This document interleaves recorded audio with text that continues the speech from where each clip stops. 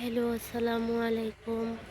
আজকে আপনাদেরকে দেখাবো গাঁদা ফুলের রোপণ। এখানে আমি কিছু শুকনা গাঁদা ফুল নিয়ে নিয়েছি। সবচাইতে সহজ এই গাঁদা ফুল লাগানো। গাঁদা ফুল আমাদের অনেক উপকারী, আমাদের অনেক প্রয়োজন হয়। তো আমি এখানে মাটি নিয়েছি, মাটির হাঁড়িতে মাটি নিয়েছি। আপনারা যে কোনো পাত্রে নিতে পারেন, প্লাস্টিকের অথবা মাটির। এখানে মাটি নিয়ে নিয়েছি, আর একটা নিচ্ছি।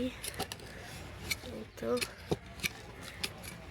এটা লাগানো অনেক সহজ, এটা শুধু ছড়িয়ে দিতে হবে বীজগুলা, শুকনা ফুলগুলা আর কি।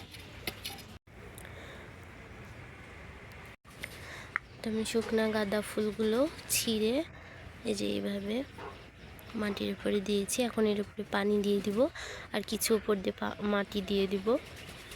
ইনশাল্লাহ কিছুদিনের মধ্যেই গাছ বের হবে। যারা গাঁদা ফুলের গাছ লাগাতে চান এভাবে দেখতে পারেন, খুবই সুন্দর গাছ হবে। এখন পানি দিয়ে দিব আমরা।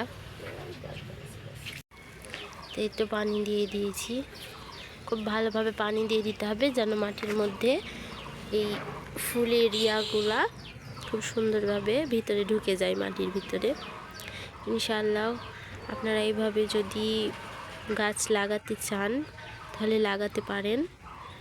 গাঁদা ফুল আসলে আমাদের খুবই উপকারেও আসে। এটা আমাদেরকে সাজসজ্জাতেও অনেক কাজ করে, পাশাপাশি এটা কিন্তু অনেক সময় একটা ঔষধের মতো কাজ করে, চুলের জন্যও খুবই উপকারী। তো এই গাছটা লাগানো খুবই সহজ। আশা করি ভিডিওটি আপনাদের ভালো লাগবে যদি উপকারে আসে। আচ্ছা, সবাই ভালো থাকবেন। আসসালামু আলাইকুম।